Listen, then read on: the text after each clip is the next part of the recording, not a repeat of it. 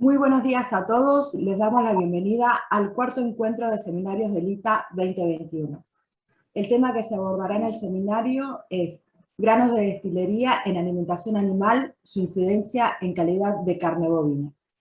La exposición estará a cargo de la doctora Manuela Merallo, quien se integró al ITA en el 2014 realizando una práctica profesional.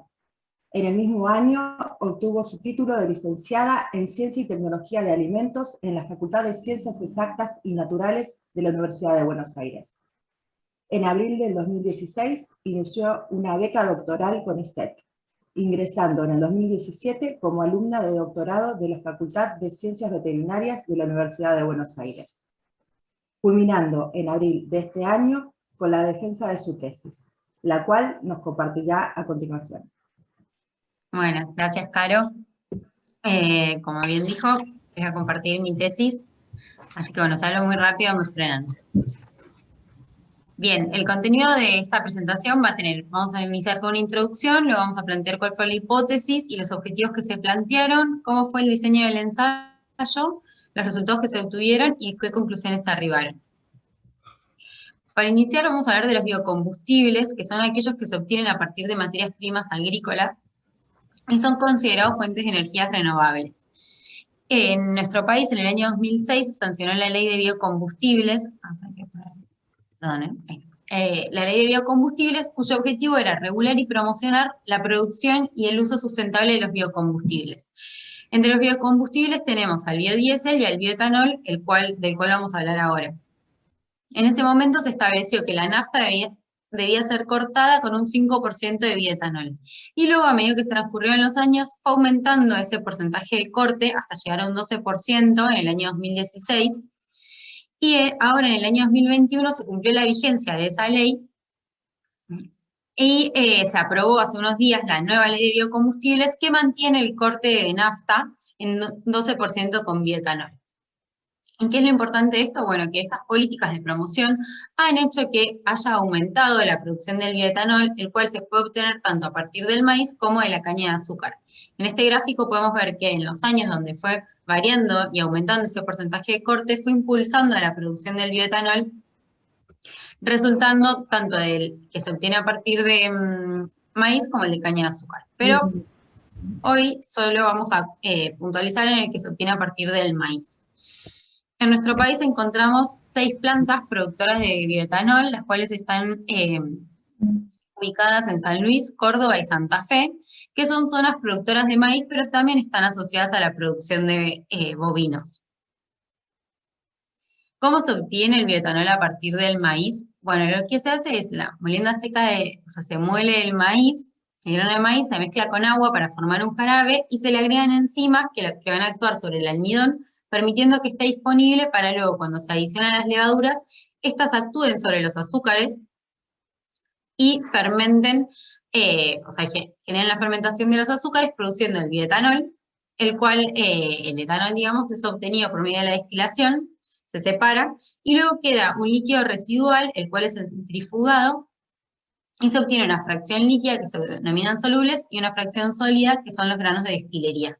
Entonces, este proceso tiene como producto principal el bioetanol y como un subproducto a los granos de destilería, los cuales en este caso se obtienen húmedos, pero opcionalmente se los puede secar para extender su vida útil. ¿Cómo es la composición de estos granos de destilería? Va a depender del maíz, de la materia prima, de la región, del procesamiento del maíz y también del proceso de obtención del bioetanol y cuál sea el almacenamiento posterior, si además sufrió un proceso de secado o no. Pero principalmente van a aportar a las grasas, las proteínas, la fibra y los micronutrientes que provienen del maíz y cuyo contenido va a ser 3 veces superior al del maíz. Entre las grasas, el aporte va a ser principalmente de ácidos grasos poliinsaturados y de aquellos de las cadenas de omega 6.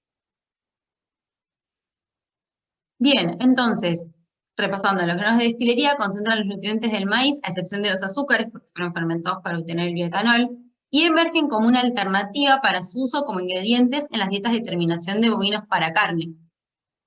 Pero además sabemos que la alimentación animal la alimentación de terminación influye sobre las características del producto. Por lo tanto, es necesario conocer si la incorporación de nuevos ingredientes provoca variaciones en la calidad del producto.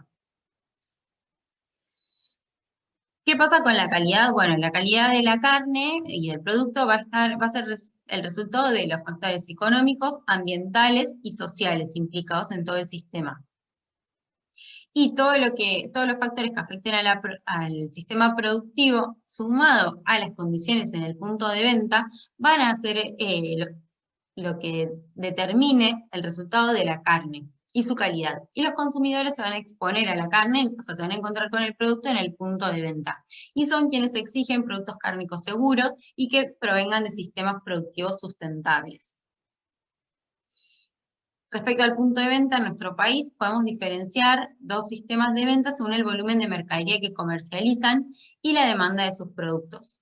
Podemos decir que tenemos un sistema tipo minorista, como son las carnicerías, que reciben la media res a las 72 horas post-mortem, ahí almacenan en refrigeración a 4 grados y van depostando a pedido del consumidor. Al cabo de los 7 días completan la venta de la media res. Mientras que también tenemos los puntos de venta tipo mayorista, como son los supermercados o hipermercados, que depostan y almacenan los cortes envasados al vacío a 1 grado con un máximo de hasta 30 días. Y a medida que la demanda lo va requiriendo, los van colocando en bandejas bromatológicamente aptas y recubiertos con un film permeable al oxígeno para su exposición en góndola. Por lo tanto, tanto el sistema productivo como las condiciones que haya en el punto de venta van a afectar a la calidad del producto y en particular a los atributos del color, la terneza, el perfil de ácidos grasos, el contenido de grasa total y a su vez cuál va a ser la susceptibilidad a los procesos oxidativos, cuál va a ser el aporte de compuestos antioxidantes por parte de la dieta y cuál va a ser su acción sobre la vida útil de la carne, y luego cuál va a ser esta relación entre los compuestos prooxidantes y antioxidantes combinado con las condiciones de almacenamiento y exposición en góndola van a determinar la estabilidad oxidativa del producto. Respecto a qué pasa con los granos de destilería, se han publicado numerosos trabajos en el ámbito internacional que analizan el efecto de incluir estos granos en las dietas de terminación de bovinos. Un carne que también fue expuesta a condiciones de almacenamiento y simulación de góndola. Pero no se encuentra una clara tendencia sobre cuál es el efecto de incluir estos granos de destilería en los atributos de la carne. Se ha visto que en algunos casos aumentan los ácidos grasos poliinsaturados y en el caso de aumentan debido al aporte de ácidos grasos poliinsaturados omega 6. Se ha visto que puede aumentar la oxidación lipídica, pero también se ha visto que disminuye. Y con el color pasa lo mismo, que tampoco hay una clara tendencia. Respecto a la terneza, en el caso de tener un efecto, medida por Werner-Grassler, en el caso de tener un efecto se ha visto que disminuye disminuye Werner-Grassler, aumenta la terneza cuando se los incluye en las dietas. Por lo tanto, en base a todo esto, la hipótesis que se planteó fue que la incorporación de los granos de destilería consolubles en la alimentación animal provoca diferencias en la composición de la carne por un aumento del contenido de ácidos grasos poliinsaturados, lo cual induce cambios desfavorables en la respuesta de esta frente al almacenamiento debido a una mayor susceptibilidad a la oxidación lipídica. En base a esta hipótesis se planteó un objetivo general que fue generar conocimiento sobre el aprovechamiento de los subproductos de la industria del bioetanol para la alimentación de ganado bovino en función de su incidencia sobre la calidad de carne, y así se plantearon los 3 objetivos específicos. El primero era profundizar el estudio del perfil lipídico en los plasmas sanguíneos y en la carne proveniente de animales que fueran alimentados con dietas que incluyan los granos de destilería y cuáles eran su incidencia sobre los factores que determinan a la terneza. Luego, como segundo objetivo específico, se planteó evaluar la incidencia del uso de estos granos de destilería sobre los aspectos físicos, químicos y bioquímicos, indicadores de calidad de carne, en situaciones que simulen la dinámica del consumo. Y en función de los resultados obtenidos, el tercer objetivo lo que decía era recomendar niveles óptimos de incorporación de los granos de destilería en las dietas.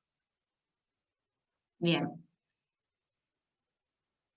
¿Cómo se diseñó el ensayo?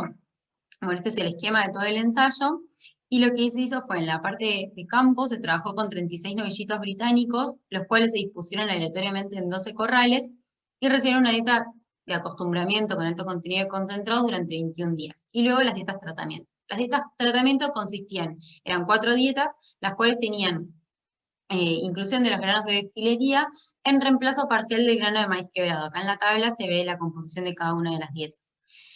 Como les decía, eran 4 dietas, la dieta control, que tenía un 0% de inclusión, y después 15, 30 y 45%, a las cuales denominamos dieta 1, dieta 2, dieta 3 y dieta 4.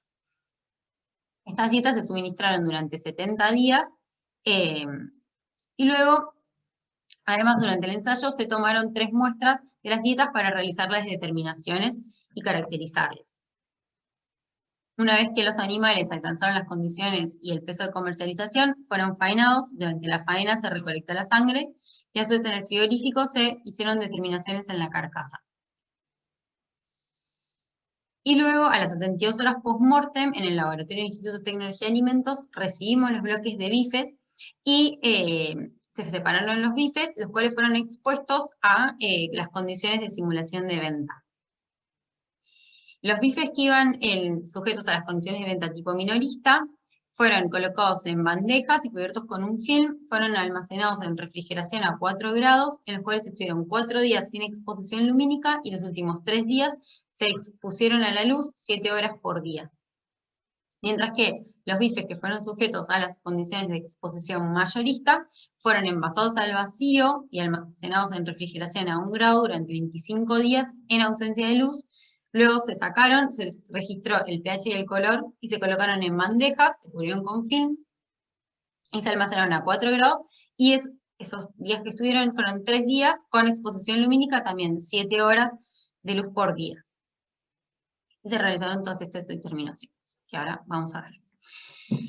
Bien, ese era el diseño del ensayo y ahora vamos a presentar los resultados. Inicialmente lo que se hizo fue hacer las determinaciones en las dietas, que como habíamos dicho en la introducción, los granos de destilería aportaban todos los nutrientes del maíz a excepción de los azúcares y en mayor concentración. Por lo tanto, en las dietas lo que se observó fue que a medida que se aumentaba el nivel de inclusión de los granos de destilería en las dietas con reemplazo del grano de maíz, aumentó la concentración de proteínas, grasas y cenizas. Y a su vez se vio un aumento en la concentración de las vitaminas liposolubles.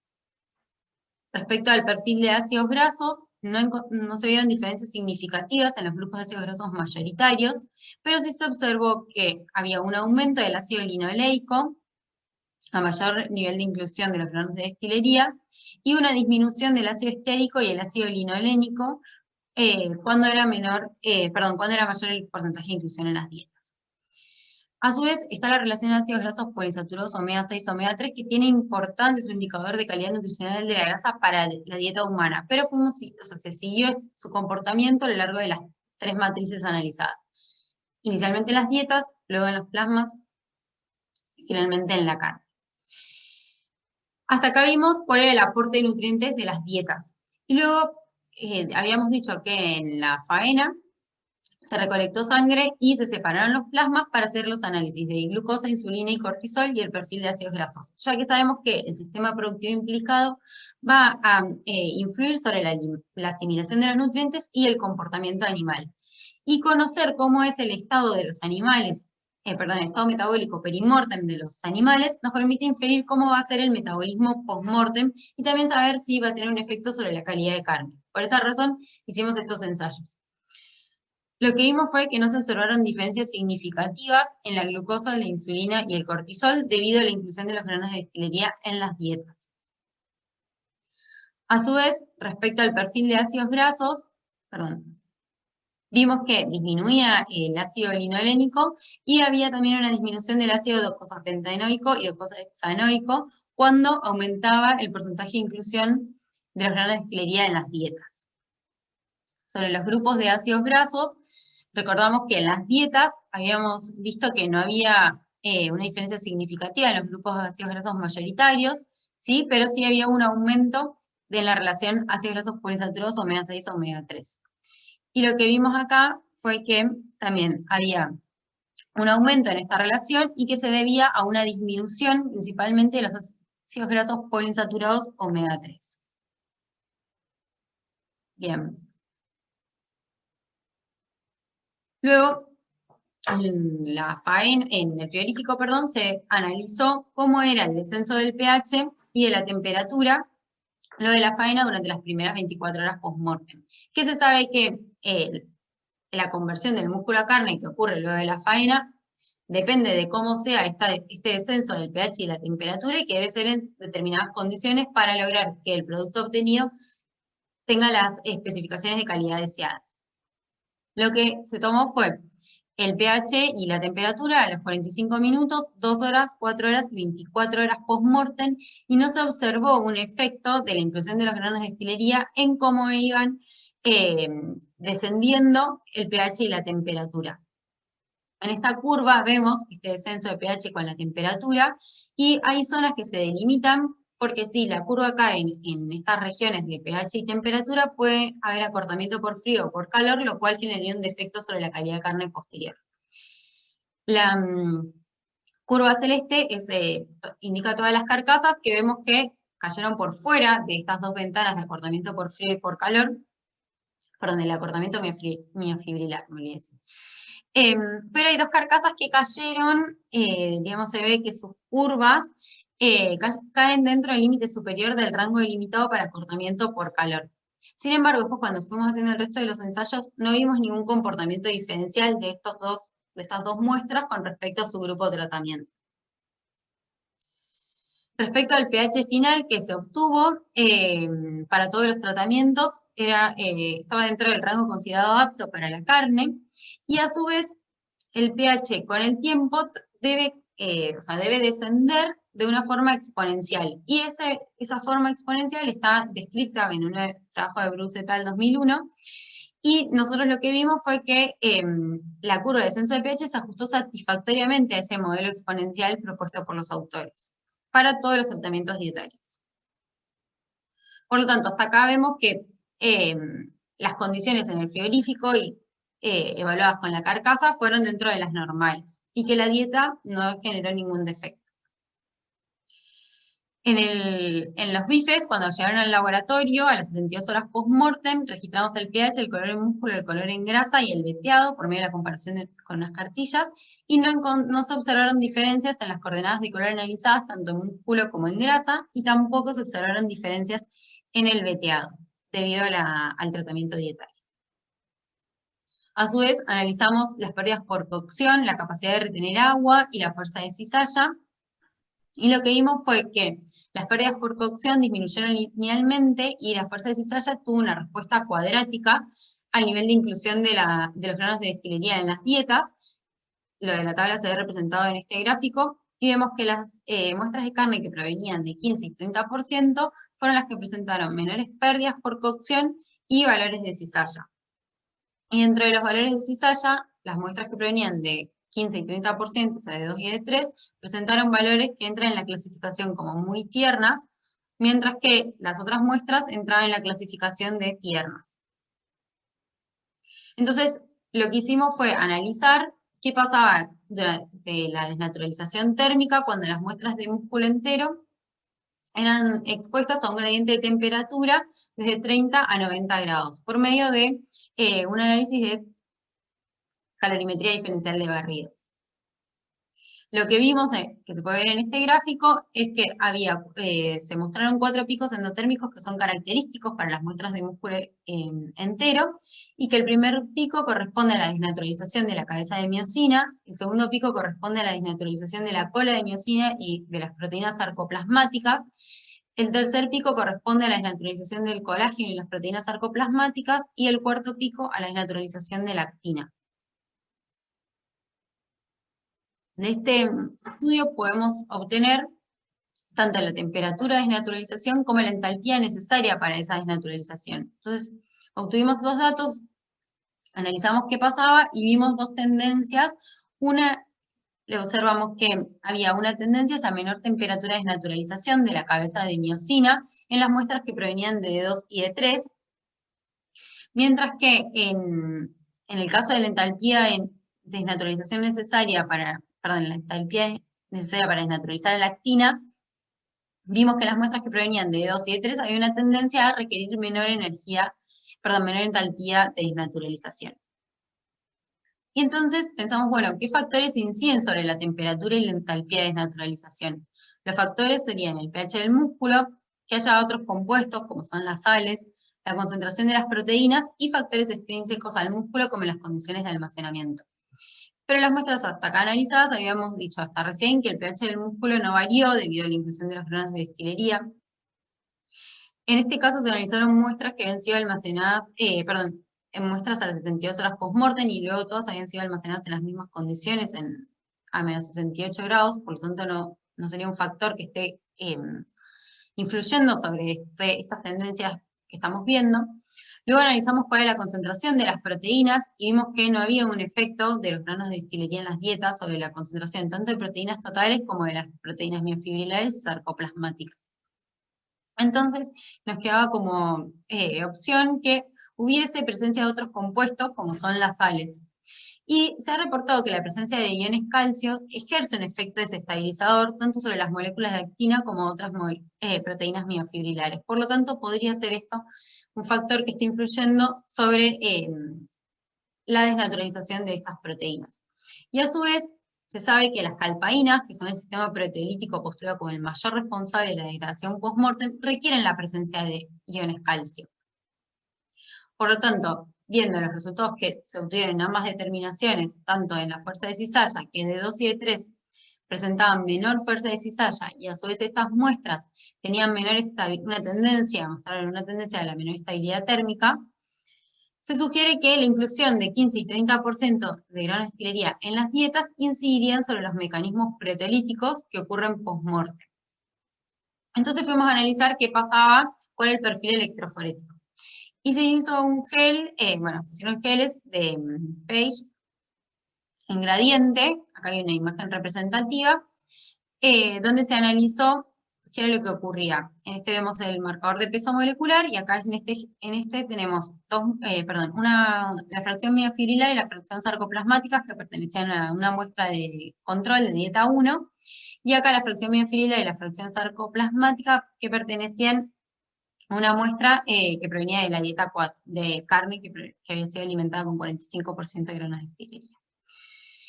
Y analizando la concentración de las proteínas y por medio de la comparación con el marcador de peso molecular, lo que vimos fue que las muestras que provenían de 2 y de 3 presentaron menores valores de alfa-actinina y la desmina mostró un comportamiento numérico similar. Para recordar, la alfa-actinina y la desmina actúan en la unión de la actina con las miofibrillas adyacentes y entonces actúan en la estabilización de los sarcómeros. Y se ha visto que una menor concentración de desmina estaría asociada a menores valores de Werner-Brasler y habíamos visto que teníamos menores valores de Werner-Brasler en las muestras que provenían de un 15 y un 30% de granos de destilería. Por lo tanto, los resultados que tenemos acá sugieren la desestabilización de los sarcómeros y la liberación de las moléculas de actina, ya que vimos que en estas muestras también se observó un mayor contenido de actina. Una vez analizado esto, hicimos geles de tricina para poder ver qué era lo que ocurría con las proteínas de peso molecular menor a 40 kilodalton. Y lo que vimos fue analizamos primero la troponina T, que es un sustrato de las calpaínas, y que su degradación es utilizada como un indicador de proteólisis post-mortem, porque aparece, o sea, cuando es degradada por las calpaínas, aparecen productos de la degradación, que son fragmentos que tienen un peso molecular entre 32 a 27 kilodalton, y está asociado, o sea, la aparición de estos polipéptidos está asociado a un incremento en la terneza de la carne. Y lo que vimos fue que en las muestras que provenían de D2 presentaron mayor contenido de estos fragmentos de peso molecular entre 32 y 27 kilodalton. A su vez, también se ha reportado que la presencia de troponina C se encuentra asociada de forma negativa a la fuerza de cizalla, medida a las 72 horas post-muerte. Y lo que nosotros vimos también fue que D2 y D3 presentaba mayor contenido de troponina C, lo cual se podía asociar a los menores valores de Werner-Brasler observados. Por lo tanto, los resultados vistos hasta acá permiten inferir que en las muestras de D2 y D3 ocurrió mayor degradación proteica.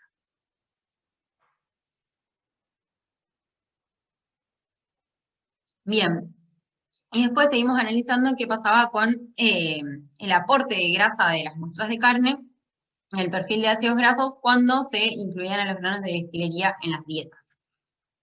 Vimos que el contenido de grasa total no variaba en las muestras de carne debido a las dietas tratamiento. Y si recordamos cuál era el aporte de las dietas, habíamos visto que tenían un mayor aporte de los ácidos grasos poliinsaturados omega 6 y un menor aporte de los ácidos grasos poliinsaturados omega 3.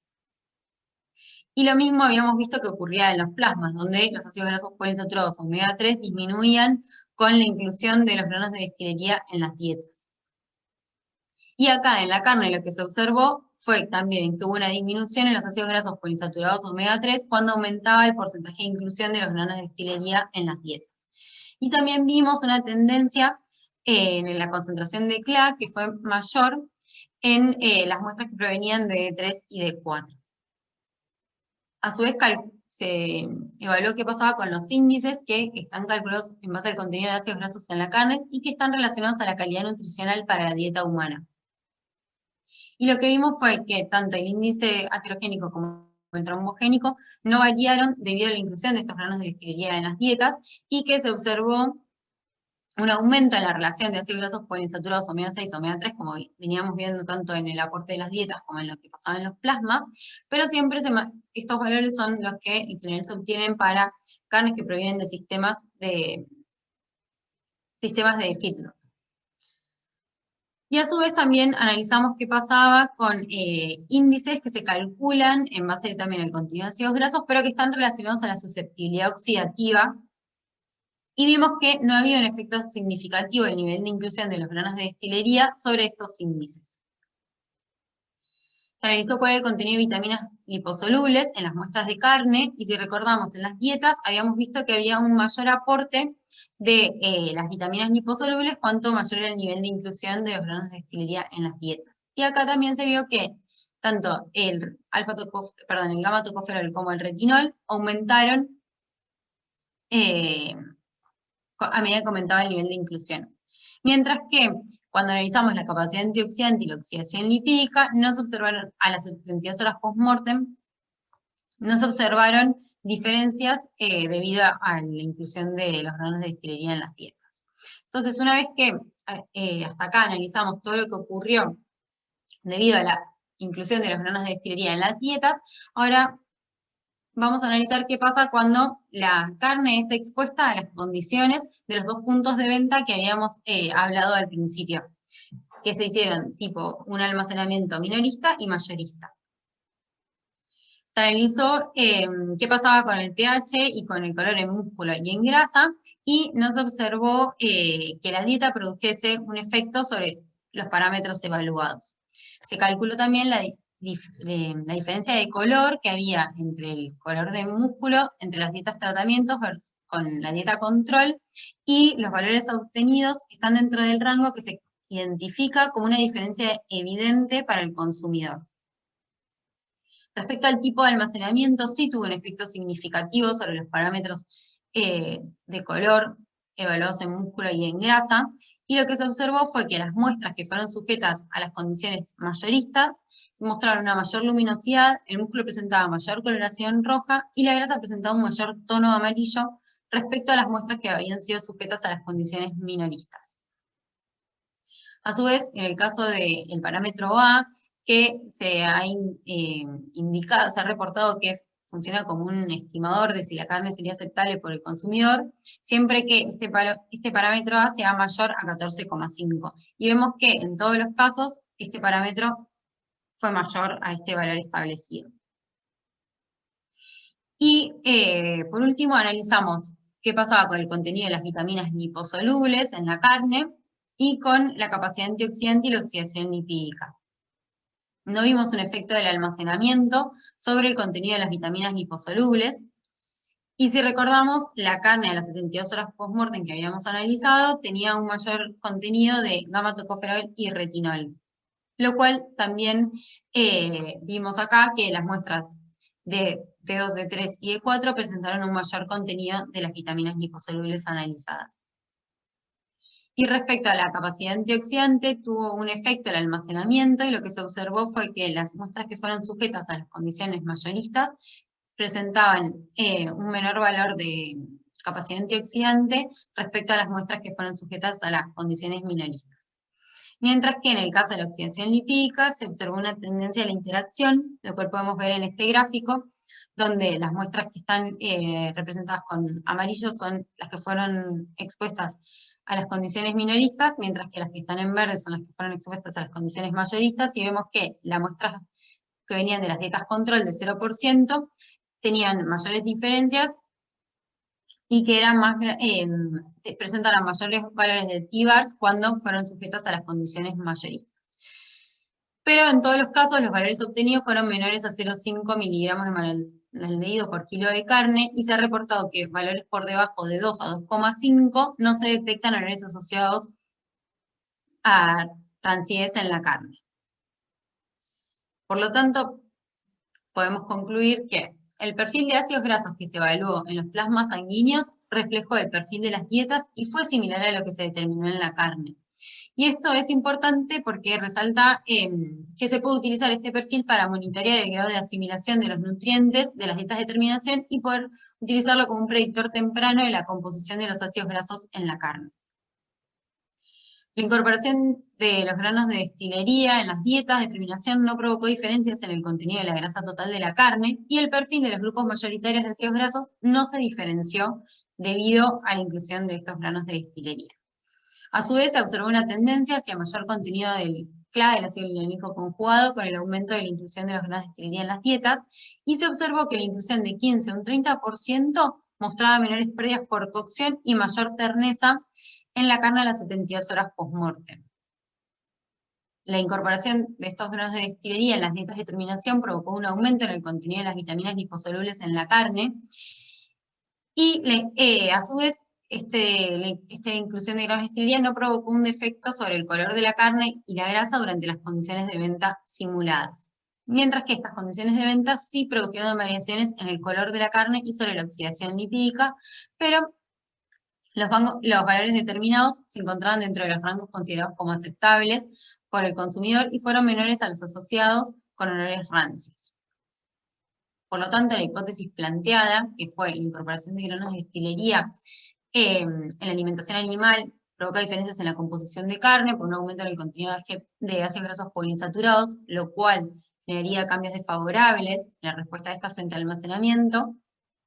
Se rechaza en base a los resultados obtenidos y discutidos.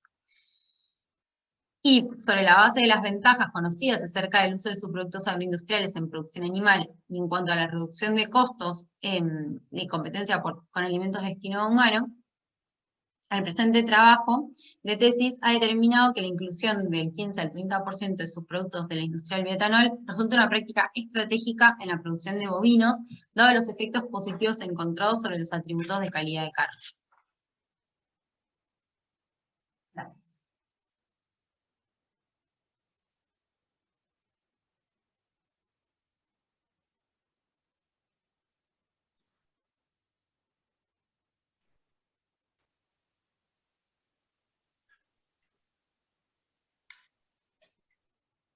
No sé si hay alguna pregunta, alguna consulta o algo.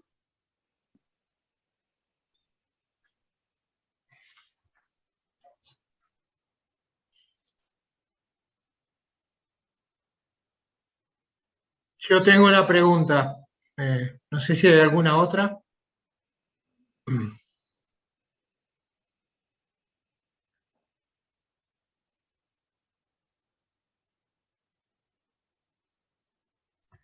Sí, yo tengo una pregunta, Bueno, Manu. hablo muy rápido. No, está bien, me gustó tu presentación. Dos preguntas. ¿Los datos del DSC se presentan como la de convolución o es la segunda derivada? Porque esas gráficas No, perfectas... las gráficas de convolución están, o sea, las miramos, pero después los valores los obtuvimos por el programa, o sea, por el equipo del software del DSC. No obtuve los valores por la de convolución. Ok. Y lo otro es como más de... ¿Qué se hace qué se hizo con los animales posterior? Porque vos usaste una parte de la carne, digamos, Sí, eso y es después buena son pregunta porque no lo muchísimos dije. animales faenados. Es comercial, era un ensayo, o sea, era dentro de una práctica de comercialización, o sea, todo eso estaba dentro de la parte de comercialización. Nosotros usamos esos bloques de IFE para hacer el ensayo, pero el resto era todo, digamos, dentro del contexto de un frigorífico y algo que se hacía comercialmente. No sé si me expliqué. Ok, bueno, gracias. Gracias. Manu, yo tengo una pregunta. Bueno, primero felicitarte por la verdad un trabajo muy, muy completo a vos y a tus directores. La verdad un trabajo muy, muy bueno. La pregunta es, tengo dos. Primero, las dietas con los distintos porcentajes de los granos de destilería. Entiendo que son equivalentes desde el punto de vista nutricional. ¿Cómo definieron eso? O sea, ¿cuál es la equivalencia de todas las dietas respecto de la alimentación de los animales? O sea, fueron armadas para que sean isoenergéticas y que sean isoproteicas en cuanto a hasta donde se podía, menos la dieta que tenía 45%, que excedía un poco el valor en proteína bruta, pero bueno, por cómo estaba. Igual toda esa parte se hizo con Marco Juárez, a cargo de Néstor Latimori, que fue quien diseñó las dietas en base a, primero, ensayos previos y los trabajos internacionales, y después, según eso, y toda la parte nutricional del animal, armaron las dietas. Bien, gracias. Y la segunda pregunta tiene que ver con el tema de este efecto de la incorporación de los dos, creo que era D2 y D3, sobre la desnaturalización de las proteínas, que creo que lo que veías por DCC era que afectaba la desnaturalización de la cabeza de miosina, me parece, ¿no? Era el efecto. Y que eso se traducía luego en una diferencia en lo que es resistencia al corte por Van-Nebrale. Ustedes lo explican de alguna manera por un efecto sobre las proteasas, digamos, una activación de proteasas. Eso lo argumentan desde el punto de vista de aumento de calcio, ¿no? Que activa las proteasas. Ahora, ese aumento del calcio, ¿a qué se debería? ¿La incorporación de la dieta o cómo lo explican eso? Es muy complejo, todavía hay como varias puntas en la bibliografía que dicen a qué podría llegar a deberse, porque han analizado el contenido de calcio en el retículo sarcoplasmático y han visto que hay aumento de los iones calcio cuando las muestras de carne provienen de dietas que incluyen, por ejemplo, hasta un 50% de granos de destilería.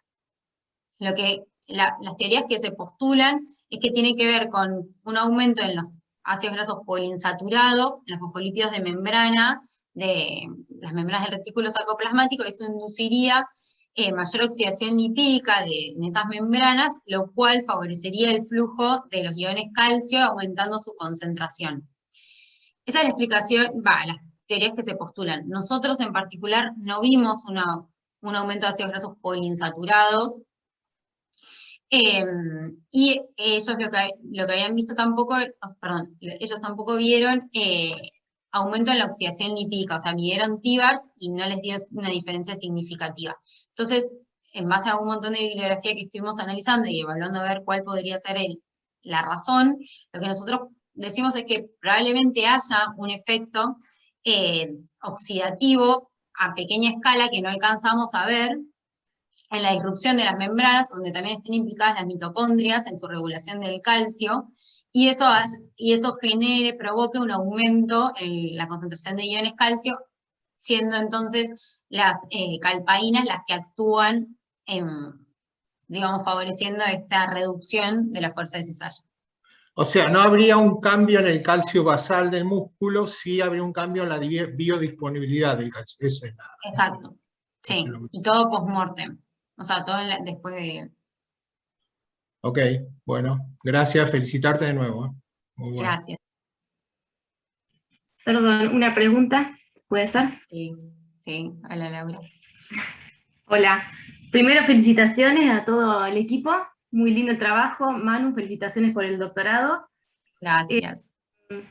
Bueno, me pareció súper completo el trabajo y no, preguntar, la verdad que me parece muy interesante todo esto, el resultado que tuvieron en la fuerza de corte.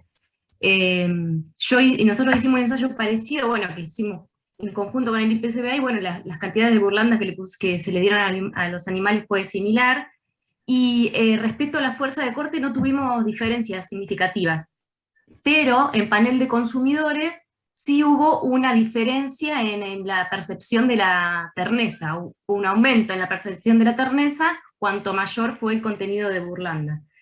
La verdad que nosotros no analizamos toda esta parte de DSC, el tema de la proteólisis, que la verdad que me parece súper interesante, y había visto también estos papers que vos estabas hablando de las teorías respecto a los ácidos grasos poliinsaturados en la membrana y la desestabilización, el calcio, y bueno, por ese lado también fuimos explicando.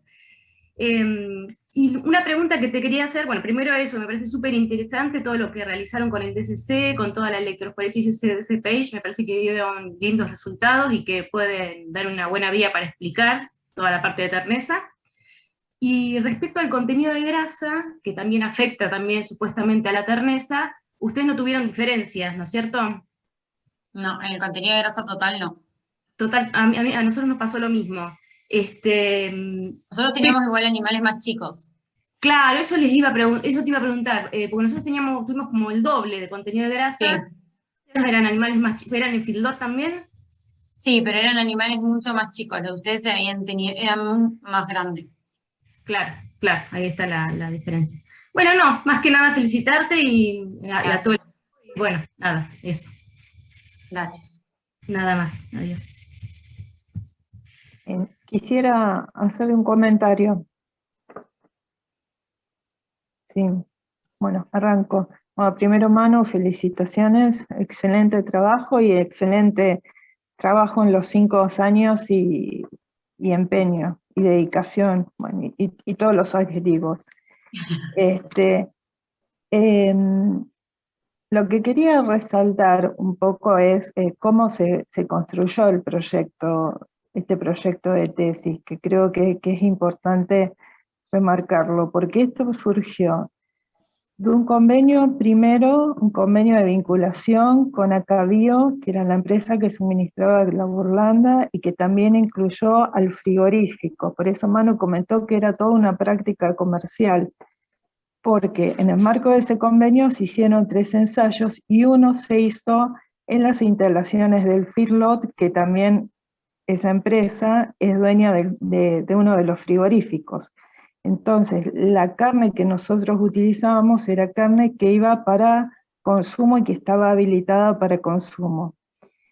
Y después, para llevar adelante todo ese trabajo, se hizo un proyecto con el IPCBA, con el cual también estaba Laura Pouso y Enrique, la gente de Balcarce, en el que se trabajó en 2 líneas de trabajo con dietas similares. Lo único que nosotros trabajamos con un enfoque de animales más chicos y ellos trabajaron con un enfoque de animales más grandes, porque eso implicaría distintos destinos de comercialización.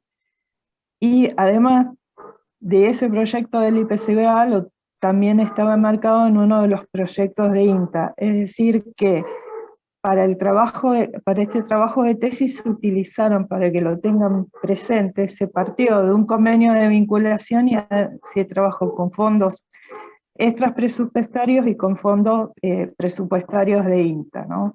Que es un poco, digamos, lo quería remarcar para digamos, hacer hincapié en la necesidad, digamos, de apoyarse con distintas formas. Ahí puso la transparencia, Manu. Bueno, también la Universidad de Morón nos ayudó un poquito.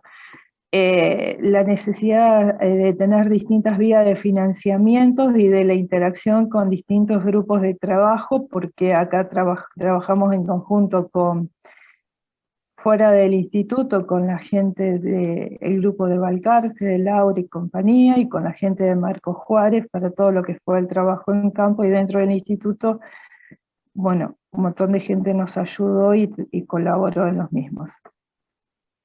Quería mencionar eso, gracias. Una pregunta, Manu, que me olvidé. ¿La parte sensorial de las muestras fue hecho previamente o no se hizo? ¿O no las mostraste por una cuestión de tiempo? No, se había hecho en un ensayo anterior. Ah, yo empecé los porcentajes de Burlanda ya estaban ajustados como para que no haya un efecto sobre lo sensorial. Ya se había, o sea, ya habían, viste que Gaby dijo que se habían hecho varios ensayos. Bueno, antes de que yo arranque con la beca, uno de esos ensayos que se había hecho con estos mismos porcentajes de dieta, ya habían hecho la parte sensorial. Bárbaro. O sea, no lo presenté porque ya estaba hecho de antes. Y también en uno de esos ensayos previos se había definido que comercialmente alrededor del 30% en ese momento, ¿no? Esto fue prepandemia, o sea, pongámonos en esa situación, con un 30% de Burlanda y teniendo la fuente proveedora de Burlanda cerca del frigorífico, era comercialmente sostenible este tipo de incorporación. Ahora, bueno, habría que hacer los cálculos de vuelta, pero en Sí, su con momento... la nueva ley de biocombustibles que se mantiene el 12%, tampoco sé cuánto va a haber ahora de estos granos de destilería disponibles. La Burlanda venía de Bio 4, ¿de dónde venía? Acá vio. Acá Ah, vivo, de acá, en Villa María está, ¿no? Acá en es. Villa María, exacto. Exacto, y todo lo que estuviera, habían hecho un estudio ahí en Marcos Juárez, que todo lo que estuviera en un radio, creo, me sale 300 kilómetros, bueno, pero en un Algo radio así. definido, algo así, con un porcentaje de incorporación, rondando el 30%, era sostenible en cuanto a lo que era toda la parte económica de la producción, ¿no? Ok. Ese radio de distancia estaba establecido porque la Burlanda es húmeda. Entonces era lo que te daba por la logística. Si ya había que Claro. secarla, ya cambiaba toda la ecuación. Entonces con la Burlanda húmeda podían tener ese radio. O sea que también era utilizado es utilizado, digamos, en los establecimientos bovinos que estén cerca de las plantas de bioetanol. Ujú. Y el coto de flete y demás, ¿no? Claro. Bueno, si nadie tiene más preguntas, yo quería agradecer a todos porque así como ven toda esa presentación y ven un montón de ensayos, la verdad que durante estos 5 años estuvieron todos ayudándome en todos los laboratorios porque no es, o sea, mucho tiempo estuve en todas las áreas y todos estuvieron ahí dándome una mano a cualquier hora. Yo iba, les golpeaba la puerta, abuela, necesito tal cosa, y siempre buena predisposición, y cuando no era laboral, era personal, las veces que jugamos al fútbol o en los asados o lo que sea. Y haber logrado todo este trabajo no hubiese sido posible, es un cliché, ya lo sé, pero es real también, sin haber tenido a todos ustedes que me dieron una mano todos los días que significó este trabajo de doctorado. Y gracias a la Comisión de Seminarios por dejarme exponer y contarles al final, porque fueron todos parte de este trabajo, qué fue lo que resultó y qué pasó en todo este tiempo. Y bueno, y a mis directores que también estuvieron presentes y apuntalándome. Y bueno, todo el instituto, quería agradecerles por todo lo que me han ayudado en estos 5 años de beca. Gracias. Bueno, gracias a vos, Manu. ¿Hay alguna consulta adicional? ¿Podrían dejar de compartir así, no?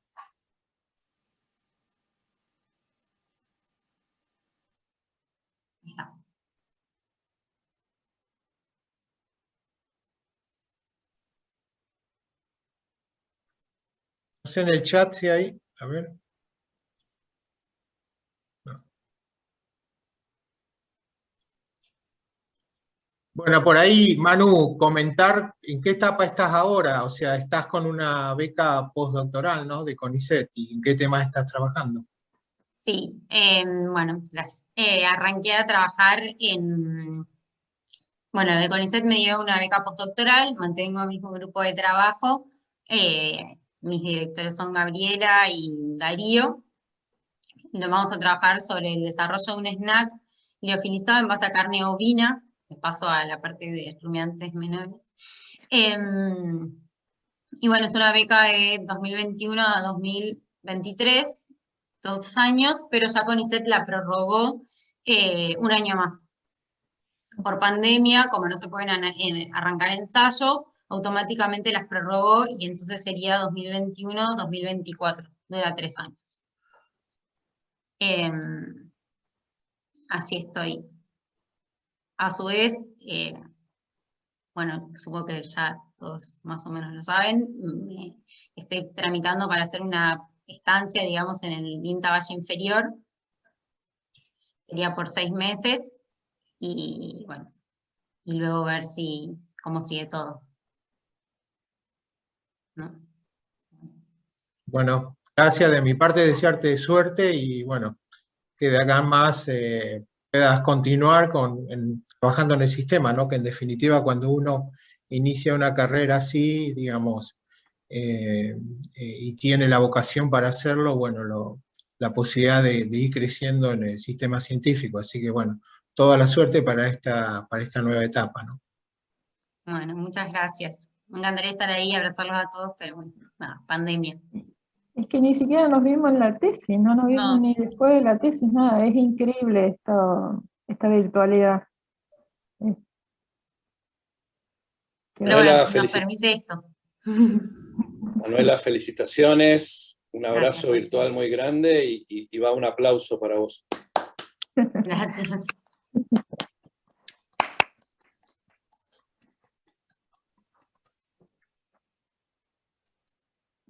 Bueno, muy bien, si no hay más comentarios o consultas, damos cerrado el seminario, ¿sí? Sí, perfecto. Bueno, bárbaro, muchas gracias a todos.